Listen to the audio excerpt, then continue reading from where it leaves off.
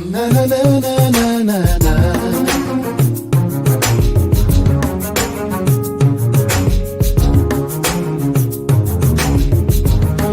Na na na na na na na.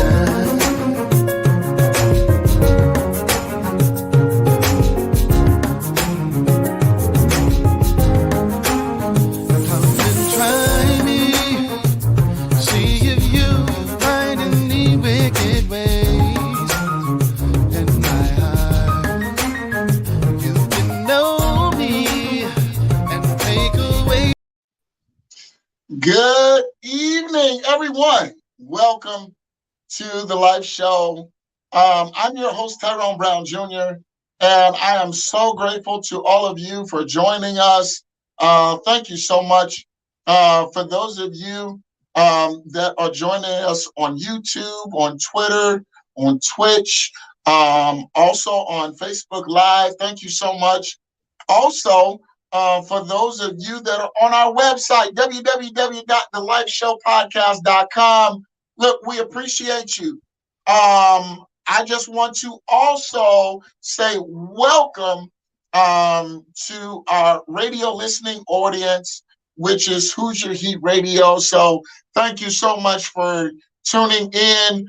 You guys make a world of difference in this podcast. And so we just want to say thank you.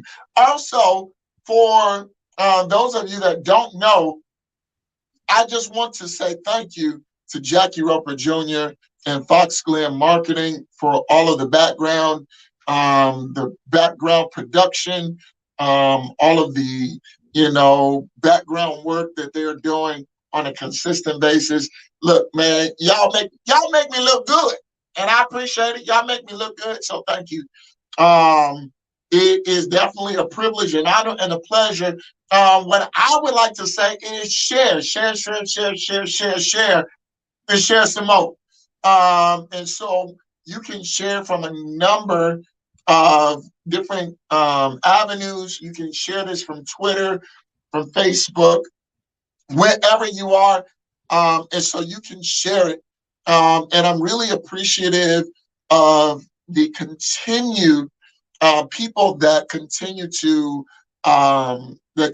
join us, that continue to make the live show what it is. So thank you so much for all that you do. Ladies and gentlemen, we have a beautiful guest tonight, and I just want to present to some and introduce to others a newfound friend to the live show. Thank you to Teresa Bitner. How are you, Teresa? How's everything? It is great. It's great. Thank you, Tyrone, for having me and that nice little introduction there. Appreciate it. Definitely.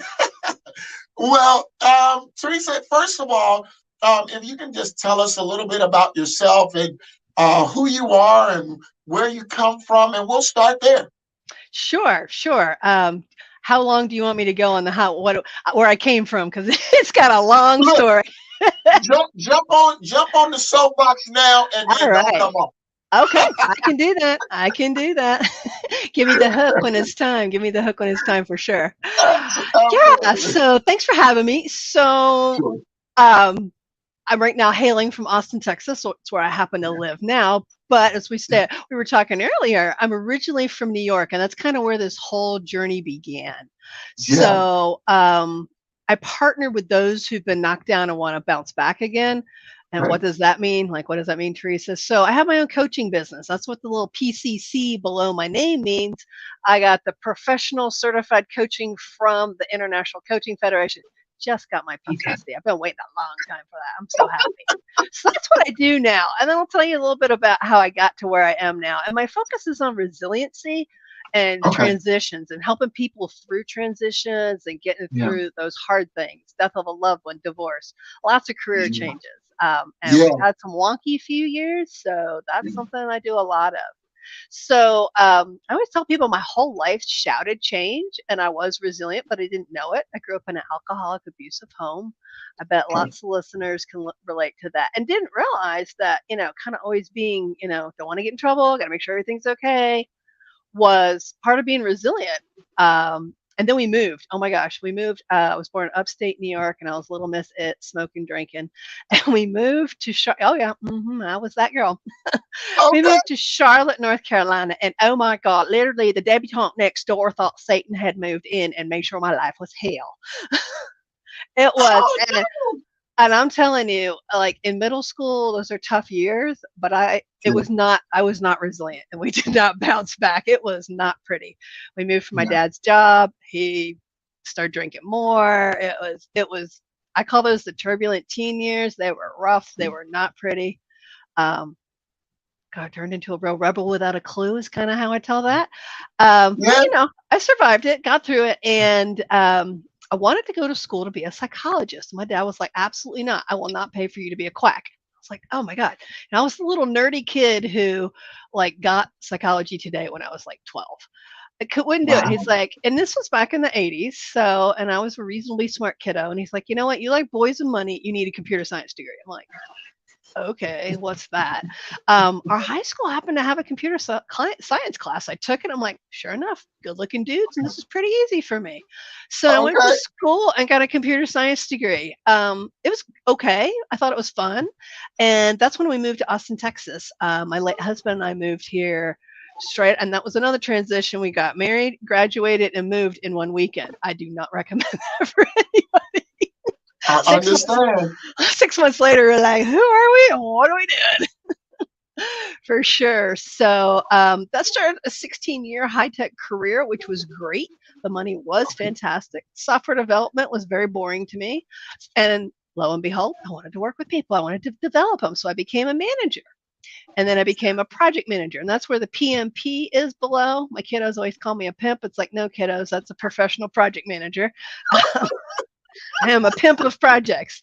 And that was really awesome until it wasn't. And my late husband we were both trying to become executives. And it was like, oh, we need to we need to outsource the kiddos because Yeah. nobody can really afford to take care of them at home. We don't have time. We need to outsource them. Mm-hmm. So I was at a juncture in my career, and I had already had a scare at 30. I thought I was having a heart attack and dying. And the doctor was like, no, that's kind of a panic attack and you will die, like if you don't manage this Oh stress. no. I was like, oh, really? Well, I'm a little stressed out. It's okay. I kept doing it. I was like, whatever, just give me a triple mocha chocolate latte. 3 of them, I'm good. Come Oh, on, yeah. girl. I was all that. Spent a lot of money in coffee. Yeah. But we were at an epiphany moment was one day I was working and my oldest son, and I was working from home that day. I'm like, look, I got 2 headsets. I can do 2 calls here. I got some chat stuff going online. This was back before it was a big thing, but we were doing that back in the, back in the 90s. And he just looked Right. at me. He was in 5th grade. And I'll never forget the look on his face. He's like, Mom, that's dumb. And I'm like, have a good day, blah, blah. And I let him go to school. And all day I'm like, I think he might be right. And I was stressing because I wanted to go to my younger son. He had a little presentation at school, and I was stressing. And guess what? The internet went out. We lived out in a ranch, and the internet went out. And I'm like, guess I'm going to his presentation. And that little epiphany moment, I'm like, okay, what are you trying to tell me, big guy? What you trying to tell Yeah. me? Yeah. And then shortly thereafter, I'd been traveling lots for business, and once again had pneumonia. That was kind of a thing. I got pneumonia all the time and thought it was normal. And we were Okay. going on vacation for spring break. My late husband's grandpa was sick, and we're going, taking the kiddos. I was like, I just need my meds, doc. He's like, you really need to be in the hospital. I was like, nope, I need my meds, man. We're going on vacation. I got to fill out this, I'm going to apply to be a vice president. I'm doing this thing, we got to do it. And he's like, I'll give you the meds, but you're going to die if you don't stop. I'm like, okay, whatever, doc. Wow. So we go on the trip. I'm sick as all get out. And I had been talking to my management about, oh, they're going to promote me to the next level, blah, blah, blah. This will be great. And I was living the dream, you would think, literally looking at yachts to buy a place in Fort Lauderdale so we could have a place in Fort Lauderdale. And I was just like, this is so crazy. I'm trying to work in the truck while we're bringing our RV, telling the kids to be quiet. And it's just like, this is so dumb. And I was able to take care of all the cousins while my late husband and his cousins dealt with grandpa. I had a blast with the kids. And I'm like, what am I doing? And we prayed about it. And on the way home, I'm like, hey, babe, I'm going to turn in my resignation. He's like, what? I was like, I'm done. I'm turning in my resignation. This is killing me. Wow. Yeah. And so he's like, can we talk about it a little bit? You are chief breadwinner. I mean, I'm doing all right. But so I did. I left high tech after 16 years. It was a good 16 years, but it was like, I just can't keep doing this because I know what it's going to Yeah. do. Yeah. During that time, I had worked part time after having kiddos. I did a lot of, women in tech work, but I'm like, I just can't keep at this pace. It's going to kill me. Like, Understood. so I left that. And then I thought I'd be a stay at home mom. It lasted about 3 weeks. And everybody's like, would you please go find something to do? Please go find something to do. You're driving us all crazy. Little Miss Dudley. You weren't, Teresa, you weren't that bad, were you? I was a little over the top. I was trying to turn into Martha Stewart. My husband was like, I don't know who you are, but you need to go find something to do. The kids are like, Mom, we don't want to do all these things you've got planned for us. Like, just stop. So I started volunteering at their school. And then I started substitute teaching. And they're like, oh my gosh, you're really great. Why don't you go get, an alternative certification and teach? So I became a middle school science teacher. Wow. So, I mean, it sounds to me like your life did one of these bing, bing, bing, bing, bing, bing, bing, bing, bing, bing, bing, bing, bing. Yep. It sounds that's what it sounds like to me. It has. I mean, and a lot of it was just like, oh, okay, I'll go do that and just kind of lead where I'm followed. Got my teaching certification, taught middle school science, taught in a Title I high risk school because those kiddos were near and dear to my heart. And those are the kiddos. I was one of those kiddos. So had the ankle bracelet kiddos and all the special needs kiddos. And it was a beautiful, I mean, I loved it. I didn't love the parents and some of the administration that went along with that good stuff, Of course. And in that second year I was a second year teacher. That's when my first husband was killed in a motorcycle accident. No, wait a minute. Hold on. Yeah. So you already were going on a roller coaster, Mm-hmm. and then you get married. How long were you guys married? We were married 20 years. And we had 2 sons. We still have 2 sons. I mean, I still have 2 sons. Right. And the boys were a freshman and a senior in high school. Not a great time to lose your dad. I mean, there's never a good time, but yeah. And so, even talk about that a bit, what the circumstances were. Yeah, so we lived down on a ranch. I mean, we custom built our home. It was like the dream life. It was beautiful. We were living kind of the normal, we're married, we got older kiddos. He was their scoutmaster. I mean, we looked like the perfect couple. Obviously, we were normal. We weren't perfect. Sure. We had ups and downs. The older son was already on an interesting path, we'll say, making some interesting choices. Both kiddos super smart, in the Boy Scouts, doing their thing. And, all of a sudden, in a flash of a moment, I became a widow, single mom on a school teacher's salary in Texas. I was like, well. And but before that, if you had asked me, oh, Teresa, do you understand death and are you resilient? Yeah, sure. I got everything. I'm Little Miss It. I'm a project manager. I used to be an executive. I got this. Like, I know how to deal with this. Heck, I had employees die. I had friends die from suicide. My grandparents and aunties had died. I got it. Oh, no. No. I pretty much wiped out. I would just say I wiped out because I mean, literally the rug was ripped on. I didn't know what to do. And that fog of grief completely enveloped me. Thank goodness we were in a very supportive church, and faith, family, and friends got me through some dark, scary, dark periods. You bring interesting things up. Mm-hmm. That you were at a time of loss mm-hmm. in your life, and here it is, your husband that just passed. Mm-hmm. I mean, that had to be one of the most, or I don't know whether to say the most difficult or one of the most difficult times in your life, right? To this day, it's still the most difficult. It'll be, golly, 12 years this year. Okay. And, the first year sucked, obviously. The second year sucked. Yeah. And then there's periods of where it doesn't suck so much and then it's better. And strangely enough, last year, for whatever reason, I'm like, what is going on? I looked at the calendar. I was like, okay, we're having this again. All right. Yeah. No, and it was awful. I mean, I completely fell apart. I went my friends, very well-meaning friends, and if you're out there listening, don't bring your friend who likes red wine cases of it every week. Not a good choice because I drink it. I went back to some really bad habits. I basically ate and drank my way through grief. Wow. Yeah. And so even, going through your grief moments, you were saying faith, family, and friends, Hmm. those were important in your life. Yeah. You know, what was how did that, how did they surround you? Did they Mhm. always call you, or were they always coming around, or how did that Yes. go? Yes, yes, and yes. Luckily, the school district I worked in was phenomenal. Unfortunately, they could only give me 10 days of leave to get myself together and come back to school. Like that's going to help. Um, it was kind of a thing that's I think the school district may have changed since then. I mean, people were literally willing to give me their vacation so I could have time off. The school district Wow. rules wouldn't let me. But what they did instead is they hired a substitute teacher for the rest of the school year. This happened in late October. For the rest of the school year to be there. And they're like, anytime you freak out, you can't do it, you call, she's there no matter what. And for the whole year, that wonderful woman was there. And the first couple of times I would go in, look at the kids, and just sit there. Just sit there. The other thing is those teachers had the kids write me notes, and I still have the whole box of them. And it was, I don't know, it's probably within the first week, and we started reading these letters from kiddos. And some of the kiddos, I hope you get better. They were sixth graders. I taught sixth and eighth grade. Sure. At that time, it was sixth graders.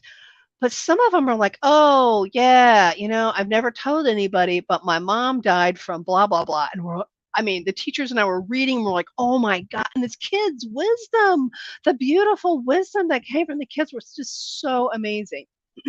Yeah. And then the Yeah. other thing people did is they showed up, they did laundry, they cleaned the house. Since I lived in a ranch, there was a lot of housework, yard stuff to be done. We didn't have we had dogs and cats. We didn't have ranch animals. We just never were home to have them. So, I remember one guy, and it was something, it's kind of a guy thing. Like they want to do something. He's like, "Can I power spray your house?" I'm like, "You want to power spray the house? Sure." And basically, um, the small group, we had some really close friends between scouts and church family. And they're like, show me the to-do list, because they knew Chris, that was my late husband. They're like, Chris didn't do squat. We know that. We know you have a long to-do list. We always hear about it because he was busy doing stuff at the church. He was the trustee doing stuff at the church. So I gave him his I honey-do get it. list, and they did the honey-do list. I was like, oh my God, this Yeah. is great. Wait, no, it's not. Mhm. Gal pals would come over and clean. They would help me. And for probably the rest of the school year, the church, I mean, not the church, our school district and the church coordinated meals for us. It was crazy, crazy, That is, crazy. that was a lot of help in that time, Yeah. because you know here it is, from what I'm hearing from you, your husband was really, the foundation of the family.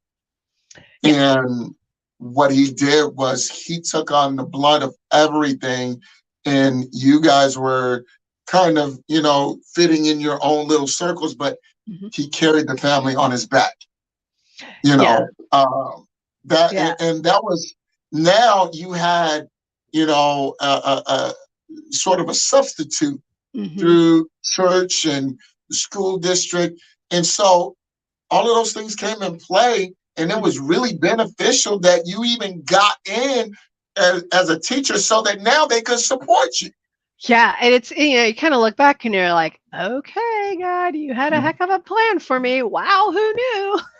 Yeah, yeah, Yeah, and it was, and we're still ever grateful for it. And the school district, my wayward son, they kind of, wrapped. I mean, he graduated without taking like state tests and stuff. I probably shouldn't say that there, but there was some stuff that they're like, we're getting him graduated. I'm like, okay, what? And I just totally trusted him. And my younger son was playing football. The football guys did that. Um, and it was, I just, yeah. It's an incredible story, and it's an incredible story of resilience and hope. Because I went down an ugly path, and it was, at one point I screamed and yelled and cursed at a colleague, like for nothing. I don't even remember what it was. And my gal pal across the way came over and she's like, "Girlfriend, this is not a good look for your kids. You have got to go get help." I'm like, "No, I can't go take drugs. I Yeah, can't. I'll get addicted. I cannot do that." She's like, yeah. "You're not going to get addicted. You need help. Go get a therapist for God's sake. We've all been telling you to do that. You can't do this alone." Best advice I had. You Um, know, you're saying something that's so vital. mhm. Everybody was like, "Well, I look crazy, going to somebody and talking to them about my problems. Mhm. I look like, I'm about to," but a lot of times you do need someone to really talk to really get those things out of you. Well, and to help you process. Right. The church, our poor pastor, he became a new pastor like 3 months before my husband died. Within 6 months, 5 other people passed. The poor guy was like, "What?" I mean, as God would have it, his wife was a therapist, and they brought in a program called Griefshare. So griefshare.org is a program. It's a Christian-based program, and they also have divorce care, things like that. And the therapist's wife and another therapist that happened to be one of my friends Yeah. started this program, and it helped you process grief. And then I became a facilitator to help others because it was like, you don't know. I mean, until you have something like that happen, you really don't know how to quote do grief, and it's a process. It's a long process. The school district had a number of kiddos with parents that died, so they brought in a special therapist who ended up being my therapist for long term. So the Okay. boys got their therapy, and that's really what made the turning point. And after that, I was like, okay. And the other thing that made me resilient was I got to get both boys graduated. I had a goal. Didn't know that was being resilient at the time, but I'm like, keep the house, don't go to jail, don't drink yourself into oblivion. That's not a good place. Get help and get the boys graduated. Yeah. And that was my focus. And I'll make a plug quick for my book. Sure. Soul Love, How a Dog Taught Me to Breathe Again. Through this story, people kept saying, "You need to write a book, Teresa. Like, nobody's going to believe the stuff that happened to you." I'm like, okay, and I didn't want to write it. God was like, "Nope, you need to write it." So I did. It took me like 4 years to write it. And after I got the last kid I graduated, that's when I started my coaching business. First off, let me just say this. You are a testimony to the world. Thank you. And I'm so glad that you took time to come on our show to really tell your life story. Most people, they don't, they sit there through all of the overwhelming stuff, Hmm. and they share with people that they say are best friends, but they never share with the world so that the world could be free. They feel embarrassment because of things that they went through, and things that they have overcome, things that they struggled with. Hmm. There's a lot of people dealing with mental health disease, Oh yeah. even today, and which is one of the things that I go hard on, Mm. because mental health disease, It's it is overwhelming. Mhm. And I see it even in our kids. I work with kids with autism, and Mm. to Mhm. to see that, and to be there every day, and to see those kids dealing with certain things, and they don't have an understanding. You never know who you can help by sharing what you have. And so I definitely wanted to say thank you, for being bold to Thank you. share your story with the world, because not only is this going to be on YouTube and Facebook and Twitter and Twitch, but it's also on our website. Mhm. It's also out there in the radio airwaves on Who's Your Heat Radio. And so, it's definitely not so, stuff like this. It would make the normal person go and hide. You Mhm. never want to come out in the light again. I did that for a You while. know, it would make them run and hide. But you're being bold, and you proclaimed three things that were really prominent. Mm-hmm. You proclaimed three things that really kind of touched me: friends, faith, and family. That's big. Yeah. Yeah. That's big, Thank you. because a lot of people, they don't believe in faith anymore. You Mm-hmm. know, it's just whatever I want to do. You know, and so, and then, you know, friends. You know, a lot of people don't have good friends these days, because they friends, it's the crab in the barrel mentality, waiting to pull them down. Ah. And then, you know, the family is really broken apart these days, because family really ain't family anymore. Yeah. You know, but you had that support. And, you know, I know that you're so grateful. I know it. Oh, yeah. Yeah. No, absolutely. And, you know, the faith, the family, and friends, those are actually 3 resiliency skills as well. Being well connected and having a good network and having people who are your go-to people.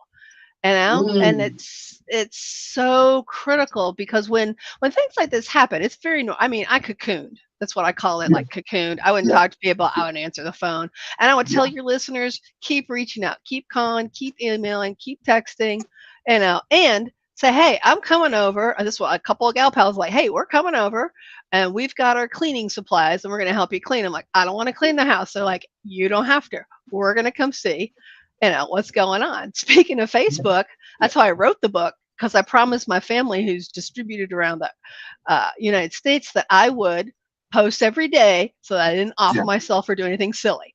So That's I good. used that to write my book. That's a good commitment. That's a great commitment. Well, and that's also having goals and having something. Yeah, Okay, I have to put something out here. I mean, some days I'm like, and through Griefshare, they send you daily devotional. So I'm like, I put a daily devotional out there and be like, okay, today, you know, we're dissecting, you know, squids in class. right. You know, okay, today, you know, so and so's got the football game and so and so's doing this. I mean, it's something. So yeah, Oh, that's awesome. That is awesome. So, look, again, ladies and gentlemen, this is the Life Show. My name is Tyrone Brown Jr. And of course, this is our special guest today, Teresa Bitner. And you know, she's sharing her story with us. But what we're gonna do, because I want to get to Torn in Half, mm-hmm. which is major. I got, you know, it's a story behind that, y'all. So y'all don't want to miss that. So guess what? We're gonna take a commercial break really quickly, and after the commercial break, we're gonna come back with Teresa, and she's going to talk about Torn in Half. Look, ladies and gentlemen, keep it right here. Don't go anywhere. We're coming right back in a couple of minutes. This is the Life Show with Tyrone Brown Jr. and our special guest, Teresa Bitner. We'll be right back in just a couple of seconds.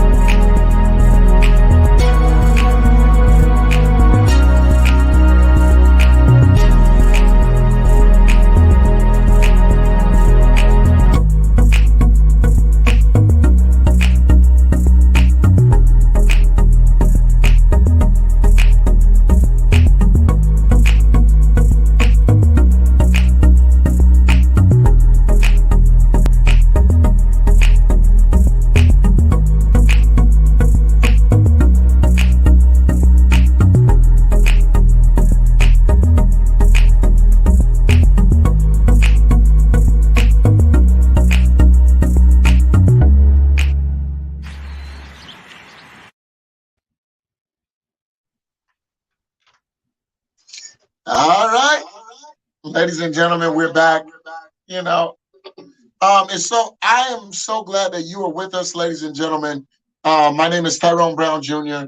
And of course, we have our special guest, Teresa Bitner, that is talking about her life story and all that came with her ups and downs and different things that she went through. And so I'm glad that she has come on with us to tell her story. What a story it is!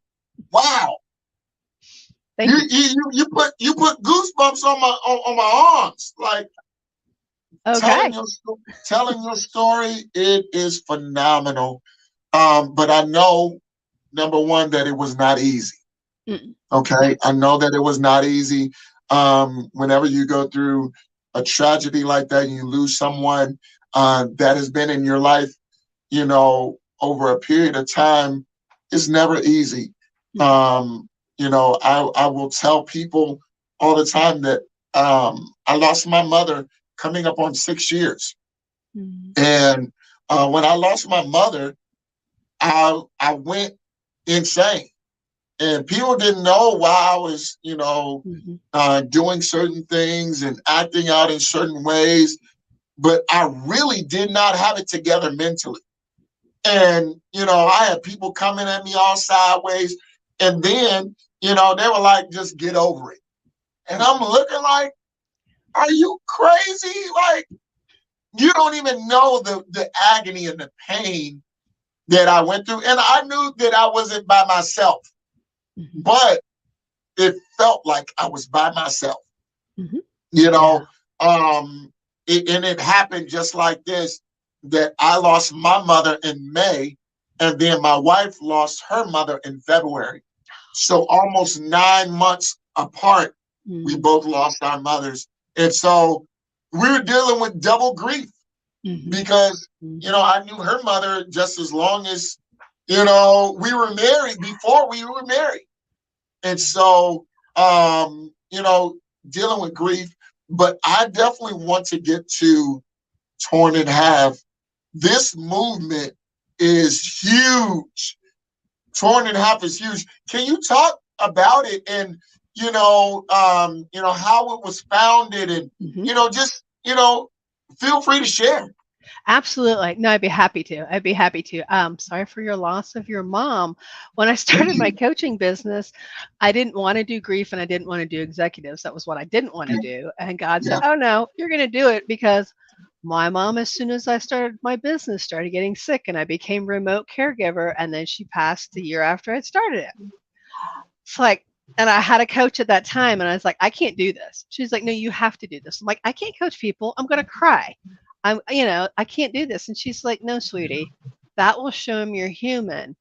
And I also remember coming from the hospital one late night in hospice, and I'm just like, and I could hear my other coach's voice in my head going, what's the opportunity? What did you learn today? And I'm like, I learned about Eldercare. Oh, in this US, that is so terrible. So I kept coaching, and early on, Jenny McIntosh Elkins was one of my clients, and it was like one of those where like, whoa, we got matched through a service, and like, okay, you're a widow too. No way. Oh, you got kids too. And every time we turn around, we finished the coaching agreement, and at the end of the time of our coaching period, I was helping her through a rough time, but I'll let her talk about that. She's like, hey, because we were both unhappy, because when we were both widowed in our 40s, our husbands, we were normal people. We weren't first responders. We're not in the military. And there just wasn't a lot of support. And people are like, oh, you can join this widows group. I'm like, that's a lot of grandmas. That's sweet. Love grandmas, but that's not me. I'm 40. I got kids and life is crazy. I'm a Mimi now, but even so, it's like there just wasn't a lot out there. And then there was weird predatory groups and just other groups that were just, I went to dinner with one, and I knew at that point it was another epiphany moment, because all the ladies were like, this other lady, I was really excited to meet her because her husband was killed in a motorcycle accident too. She was like, I take my daughters to court and they're going to make that SOB pay. And I go every year and I bring my daughters. And I just remember thinking, I do not want to be like that.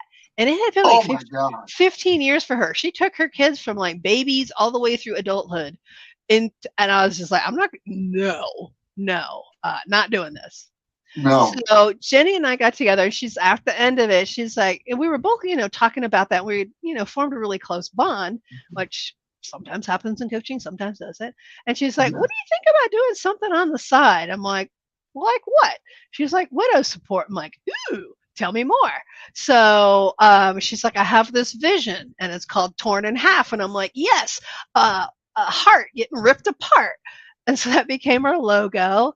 And we're still doing it. However, I don't even remember when we started this. And it started out, we just kind of got together and we're like, what can we do? Okay, we'll start writing a blog. And we'll start it with just telling our stories. Because we both realized that, hey, our stories are kind of unique and we have something special to share with people. And I Sure. didn't, I also wanted to normalize, we both wanted to normalize the conversation around grief and death. I always tell people it's not if, it's when, so let's plan, let's let's plan for it. Even no matter how well you're planned for it, it still is really hard.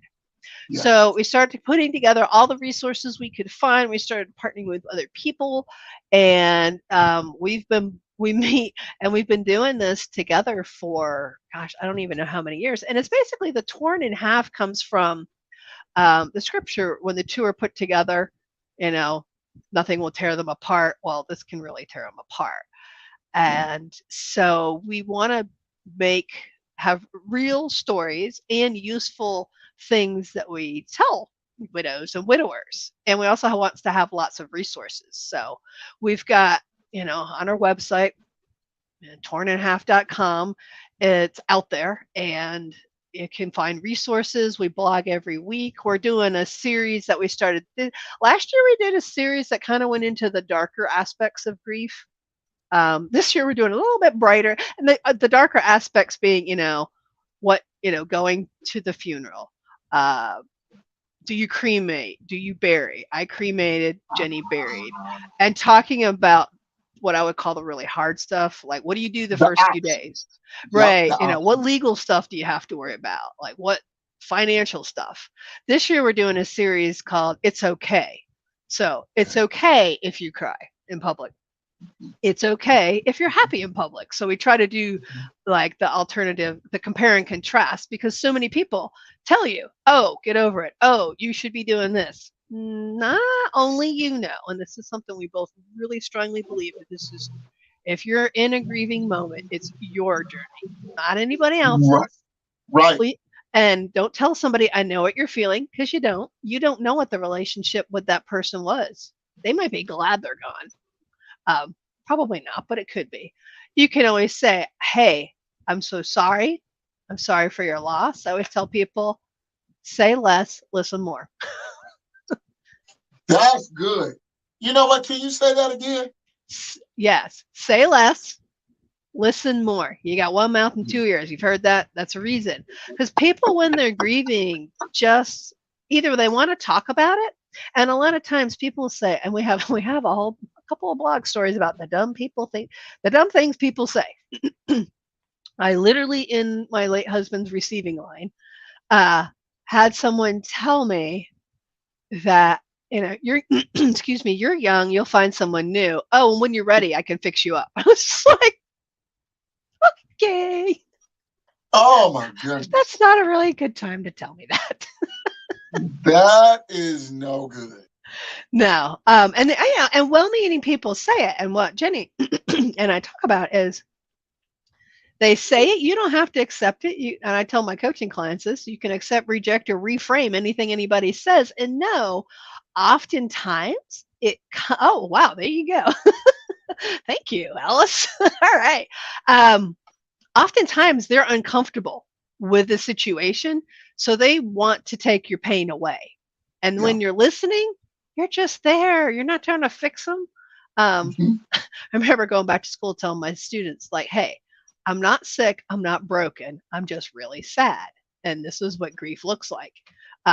and I mean, it's a little much for sixth graders, but they got a clue of what it looks like. Where, you know, you're not broken, you're just really sad. And if you have good friends when you're kind of losing your mind, like you said, mental health, I think everybody should go to counseling and therapy and get help. Join a support group. If you don't like support groups, join something online so you don't have to do it alone. That's something I always say. You don't have to do it alone. Feels like you do, but you don't. So is Torn in Half, is it in person? Is it right now just a blog, or is it just giving sound advice, or what is Torn in Half? So we founded Torn in Half originally as a blog and a resource for widows and what we call early widows, earlier than normal. So it's not live. I mean, we're there, we blog, and we have an email, obviously. We've written a book. I can plug that one too. And it's called The First Days. And what The First Days is all about, this is something you can get for somebody who's just lost their loved one. And this takes them kind of like, what do I do? And it helps them go through the process of like those first few days and take some journal notes. Super helpful. Unfortunately, I got to give this to my niece real quickly when it came out. But it's been super useful for folks. So that's what Torn in Half is. We would love to make it bigger. Yes, Ellis, you're awesome. I love you. Love you, Ellis. By the way, he is an author as well. He's a published author. Okay. Ellis Jemison, he is a published author as well. So just so you know. Oh, Ellis, we might have to hook up. Yeah, Ellis is putting great comments in here for those of you who are just listening. So and we've got books, and we're open to writing about more things. We want to know what people want to hear. We have done presentations in person. I know Jenny and I have gone together. She's done them on her own. I can do them as well. And we're also open to doing webinars. In my own coaching business, I do webinars. But you know what? I got a great idea. Okay. We're gonna hook up after the show. I got some things that I'm gonna present to you and Jenny. Jenny is a great soul. Okay. I call her Mama. That's my heart. Jenny is a great person, and she's gonna be coming on in the next couple of weeks. So to tell her half of Torn in Half.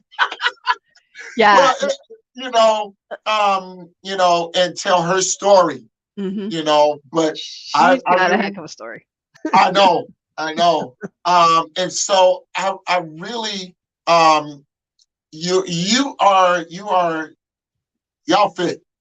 You and Jenny, y'all fit.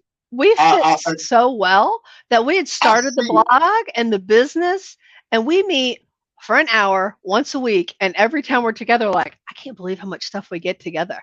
I've flown up there to meet her once, and we just make stuff happen.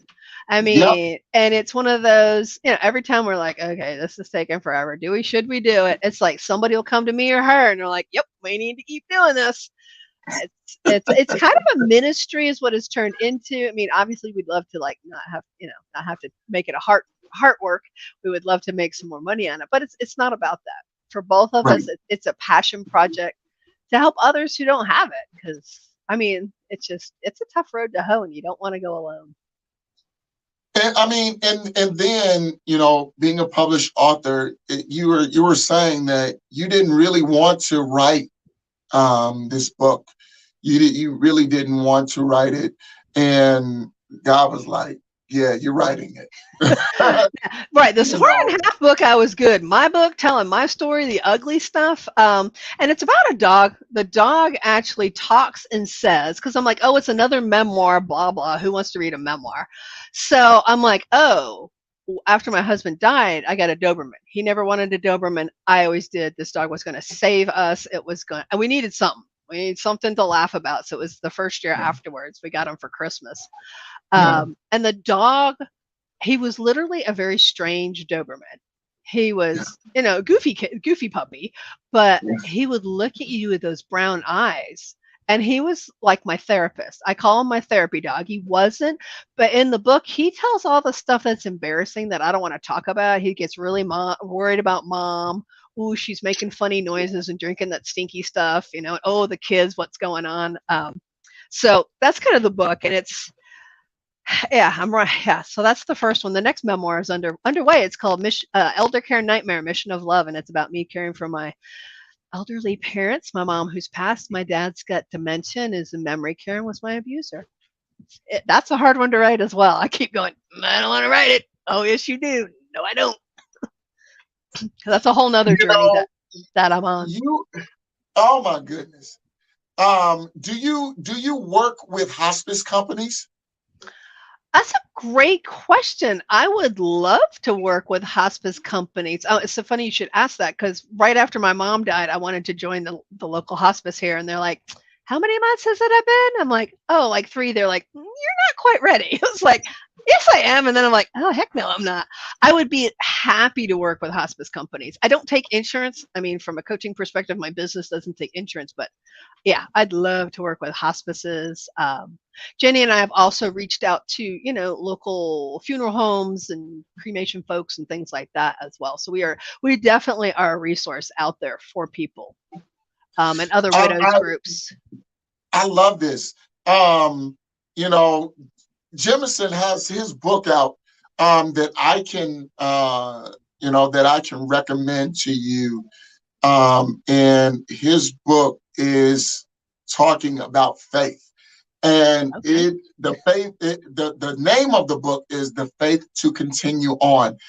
Ooh. I mean, it really, his book has really inspired me. Hmm. And I really suggest it to anybody that is going through a lot of hard things. The name of the book is The Faith to Continue On. And, there's a couple of ways to get on. But again, we'll exchange that information. Also, Fox Glen Marketing, who is our producing Hmm. agency, they would like to contact you, or they would Absolutely. like for you to contact them about working with hospice companies. Whoa. Okay. Yeah, absolutely. See, this is why my story, and that's the funny thing about both books. It's like, okay, I put Soul Love out there. Soul Love is still doing great. I just had a signing not that long ago when I gave a presentation at a conference about resiliency, going from surviving to thriving. And I believe the book has its own life, and people still email me and put Amazon reviews out there like, hey, this is so important. It's just kind of crazy. Yeah, definitely. Here it is again. The biggest thing about this is that you're speaking to people that need to hear what you have to say.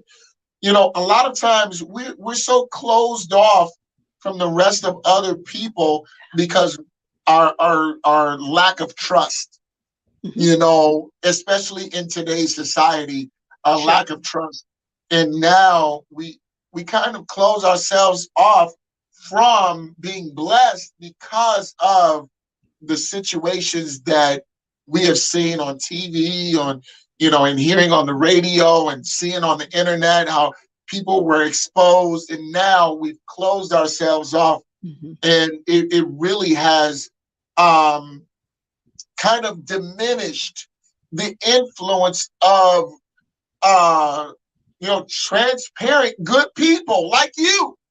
It Yeah. really has diminished that. And we want to, as the old song says, we want to bring sexy back. And that's what you bring. You bring that type of character to where now you can talk to people without even them knowing you, them knowing your background, because you're so easy to talk to. And then the words that are flowing from you is phenomenal. It really is.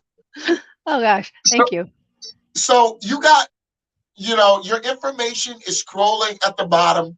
Hmm. We want to stay in contact with you Oh, absolutely. because I really believe that there's an opportunity coming up that, and then I'm going to be in contact with you and Jenny to present that opportunity.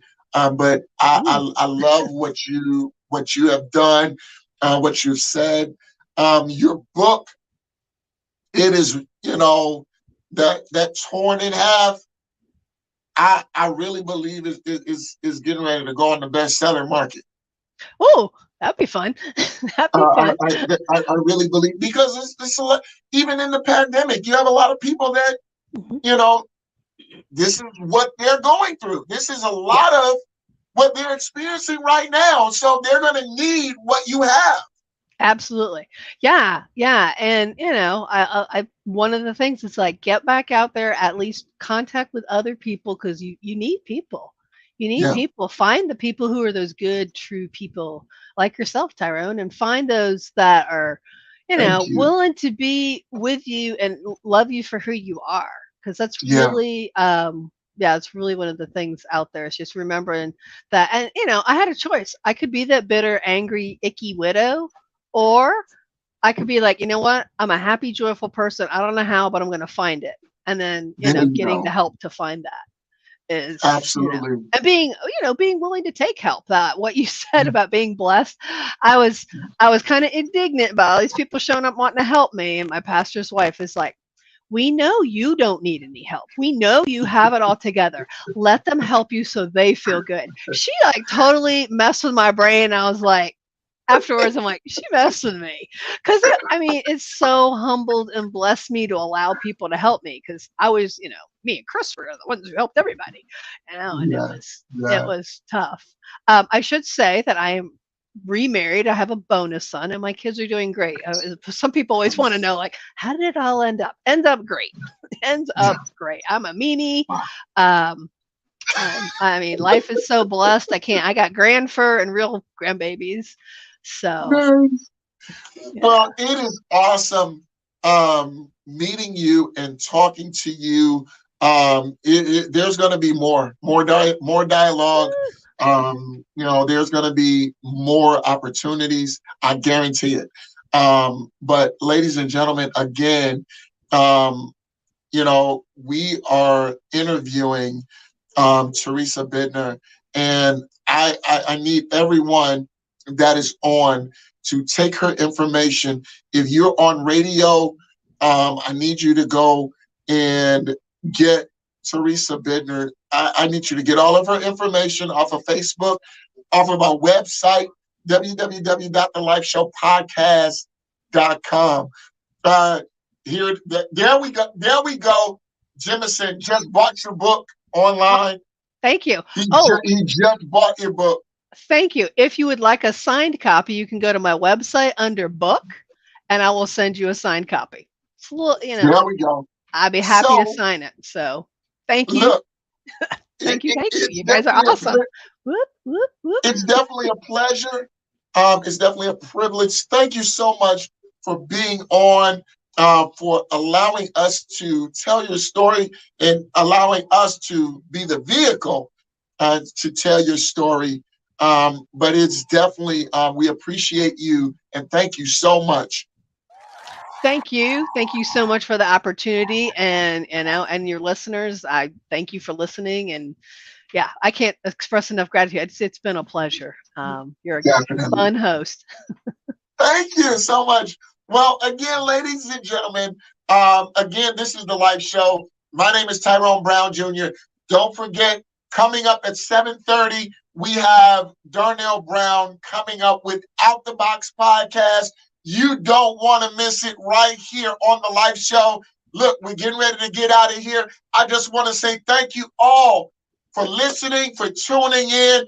Again, to our gracious special guest, Teresa Bitner. Thank you so much. Until next time, look, God keep you, God bless you, and God always have his face to shine up on you and give you peace.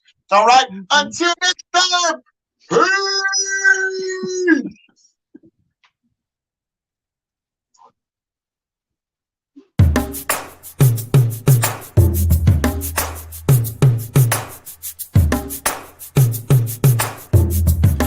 Na na na na.